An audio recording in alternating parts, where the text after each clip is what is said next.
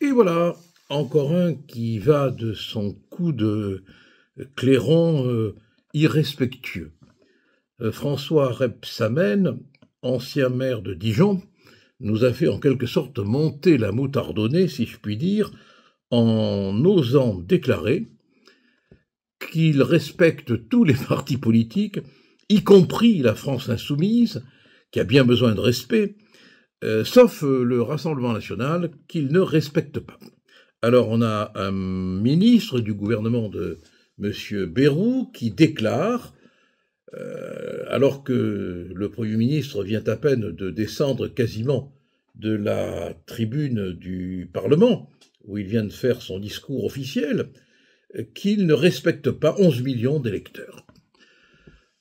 Outre que cela pose des questions sur l'équilibre mental politique du personnage, cela pose aussi des questions démocratiques sur l'idée que l'on peut avoir de ces hommes qui décrètent comme ça que dans une démocratie, ils respectent ou ils ne respectent pas. Mais mon pauvre Rebsamen, ton respect, on n'en a rien à foutre, pour une raison très simple.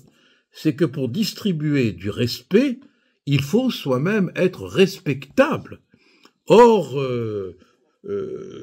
rien dans votre vie immédiate ni passée, voire même lointainement passée, n'impose le respect. Donc, sauf l'outrage démocratique, vous ne pouvez respecter personne puisque vous n'êtes pas respectable. Mais je voudrais quand même vous dire au passage que quand on appartient à un gouvernement qui est comme un funambule politique, au-dessus du vide d'une motion de censure, on ne distribue pas son irrespect comme ça à l'égard de 11 millions d'électeurs. En outre, quand on est un démocrate, on ne crache pas son mépris au visage de 11 millions d'électeurs.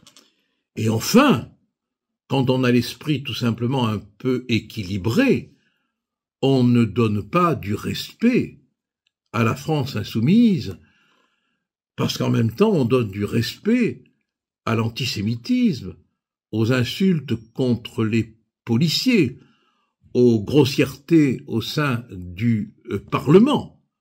On donne du respect à l'irrespectable. Alors c'est pour ça que vous pouvez, si j'ose me permettre cette formule, vous le gardez, votre respect. Quelque part, j'ai envie de vous dire que moi, personnellement, à titre de citoyen, je n'en veux pas. Il me salit, votre respect, alors que votre irrespect me grandit. Le gouvernement, du reste, s'est désolidarisé d'une façon évidente, et pour cause, des propos tenus par M. Rebsamen. Mais ce qui est extraordinaire, et c'est ça que j'ai envie de vous dire, mes amis, c'est que il voyage dans le temps, le père Rebsamen. Il est complètement démodé dans ses propos. Bon, plus personne, à l'exception de quelques dinosaures politiques, démodés, ne tient de tels propos. On s'en fout complètement de savoir si M. Rebsamen respecte ou ne respecte pas telle formation politique. On est dans un système qui n'a pas besoin de l'encensoir.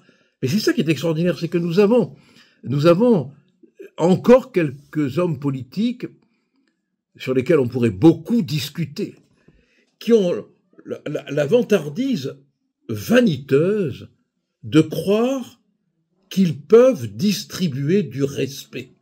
On a l'impression que Rebsamen est une espèce d'évêque politique qui passe le long du chemin devant des électeurs et qui leur dit « Moi, Rebsamen de Dijon, ancien ministre de Hollande », ce qui est un sacré titre de gloire, hein, je vous donne mon respect aujourd'hui.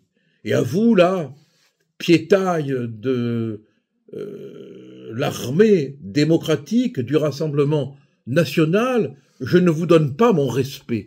Non mais vous vous rendez compte de la mégalomanie de la prétention qu'il faut avoir pour s'octroyer le droit de dire qui est respectable et qui ne l'est pas.